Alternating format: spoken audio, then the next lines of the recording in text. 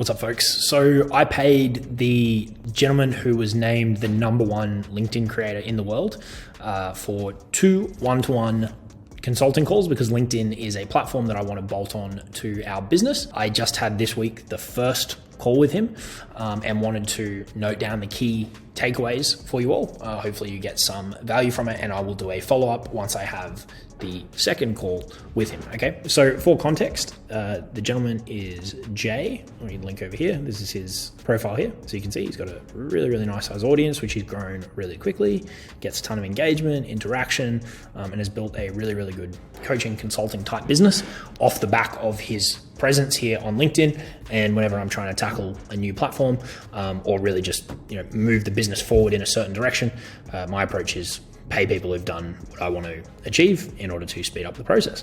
And so this is my initial takeaways from the first call. Okay, so the call was about LinkedIn growth strategy, essentially, which then flows into content and engagement and all that kind of stuff. And we discussed some kind of high level, how the platform works as well. And I wanted to smash through a couple of key points that hopefully you'll get some value from if you're interested in adding LinkedIn, or if you're already doing LinkedIn and you want to squeeze more out of it. Okay, so first things first, from like a high level strategy perspective, as with any platform, as with any marketing, you can either take a direct response approach, or you can take a branding approach, or you can kind of fit somewhere in the middle. If we think about a spectrum and you've got one of those on one end and one of them on the other end, you can land somewhere in the middle. For those of you that aren't familiar with the terms and the distinctions, direct response is like, here, go do this thing, go opt in, go buy my thing, whatever, right? Like it's a more sales heavy, move people off the platform type approach, which may sell more in the shorter term, but probably isn't going to build as big or as engaged audience because of the sales component. And on the other end of the spectrum, we've got pure branding. So this is creating content that doesn't directly sell products, that doesn't have calls to action in it to do, go opt in or go buy this thing. And it's just about creating awareness and then monetizing the awareness off the back end, okay? So there's no right or wrong. There's really just what works best for you. And like I said, it doesn't have to be binary. You can find a point on the spectrum that you like, and depending on the season that your business is in as well, you may lean more to a certain way. When you're building the audience, maybe you want to lean more towards branding to get more traction, to get more engagement, and then you might shift to a more direct response approach. It really depends, right? Jay said that he's built his entire presence off the back of a branding style. So you will come in here and you will see this is all of his content, right? All branding stuff, no calls to action and that kind of jazz. And then the goal is that the following, the interaction, the audience is all driven to his profile. So they will come look at what he does. And ultimately you've got this cool little featured section here on LinkedIn where you can, consume more stuff. You can subscribe to his newsletter. You can pay him for coaching like what I did, or pay him for a power hour.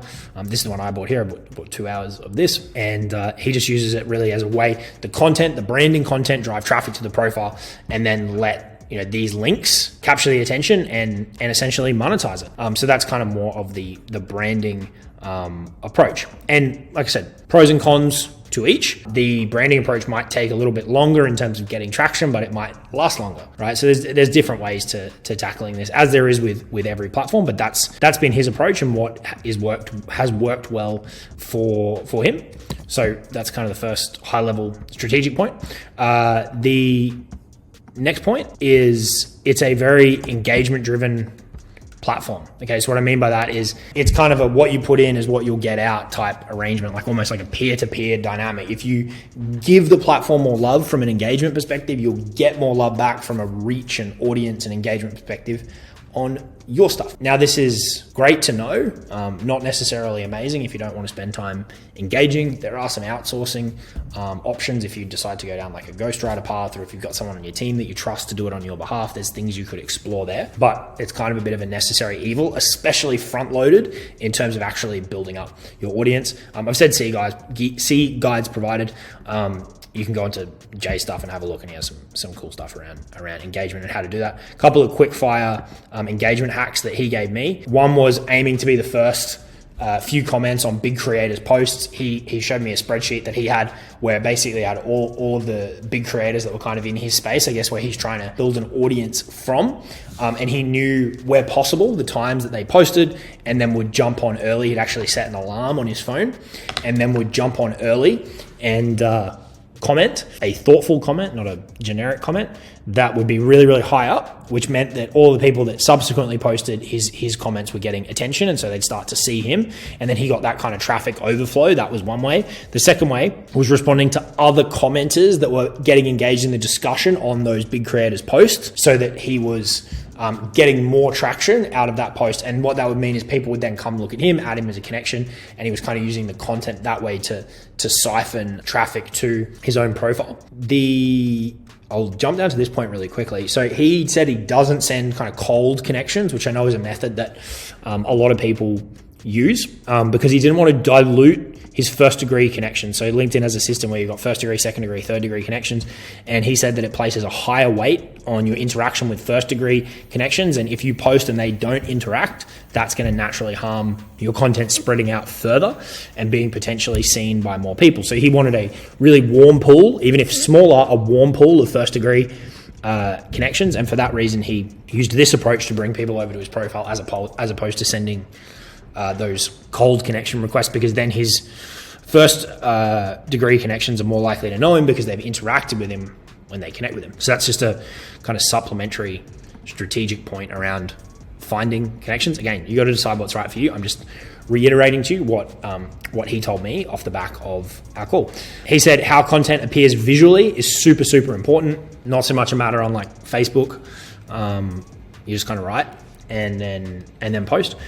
So you can see, if you come in here, if you see it, you can come and look at his post, and then you can see more. You can see aesthetic, right? Like it looks good, easy on the eye, easy to read, and that's something that he values quite highly. You've got the white space, the nice little graphics, symmetry or repetition, and he recommended a tool called Authored Up, which is allows you to basically, I haven't downloaded it yet, but it allows you to basically see how your content is going to appear on different platforms, so that you can tweak it and see and actually get it to look good, because the LinkedIn thing doesn't allow you to see how it's going to look on different platforms. So spending a bit of time, or having someone on your team spend time to visually make your content pop, was something that he recommended. He said aim for 25 lines and add white space. He also said kind of like the size of your phone in terms of length.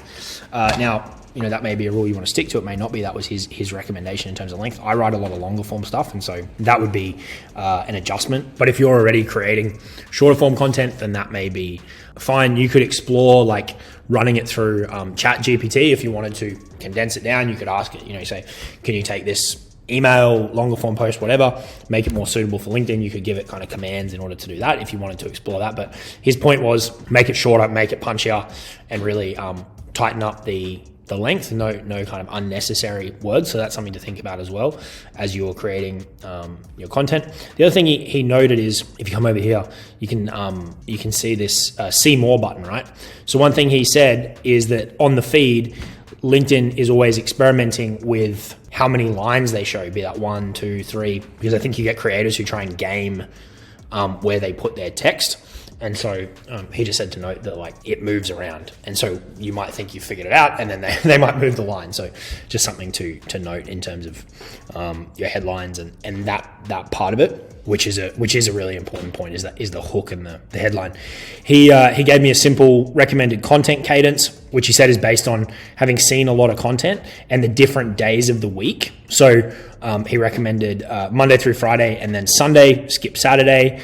He said Tuesday can be a wild card and really could be any of these other categories. Educational content during more of the working week, Monday to Thursday, when people are kind of in that working mode, and then Friday and Sunday, people winding down for the weekend, on the weekend, making it more like lighthearted, not as kind of heavy-handed educational how-to tactical stuff that people have to consume, just because of the mood of the platform, he said was something he'd experienced. And so fit the content to what people are looking for on those days, and that will improve interaction and the experience for people. So if you want to really optimize for it, that's something to think about. And then I've just listed down here what kind of fits under each of these categories. So a personal story could be a personal story in life, could be a personal story in business, a failure, a lesson, that you've learned. You've got client stories, case studies, things that happened with a client on a call, on an interaction, something that they achieved, challenges, problems that you've overcome, different approaches that you've developed and worked on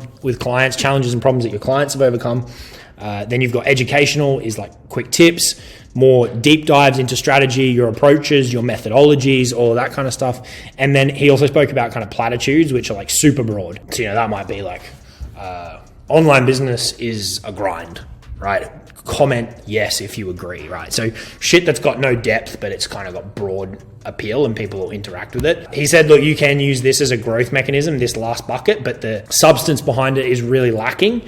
And so you wouldn't want to do it more than like once a week max, and maybe even just like once every 2 weeks if you wanted to try and push out to some more people. He did show me some examples of people who've got obscene engagement, but not going to generate a whole heap of depth off the back of it. And then just one final note around this content, which is any of these posts can be delivered in 4 styles. Your 4 main styles, so you've got text only, you've got those image carousels, which I'm sure you've probably seen. You can have image plus text, which could be like a 1-page carousel plus text, or it could be like a selfie style photo plus text, or you can do video as well, is something that you can explore on LinkedIn. So we did go into kind of each of these in a bit more depth, but I wanted to give you the highlights. So hopefully there's something you can take away from that. So you've got the branding versus direct response debate. You've got those engagement tips, that tool that he recommended so that you can ultimately make it more visually appealing, to aim for 25 lines or less, understand that they play around with where the see more sits. His comments around building your audience and using the engagement strategy instead of cold connections, that recommended content cadence based on the mood of the platform on different days, and then what kind of fits under each of those buckets of content. So they're the highlights of what we covered on the first call. I'll circle back once we've done the second one and hook you up with that as well. See you all soon. Cheers.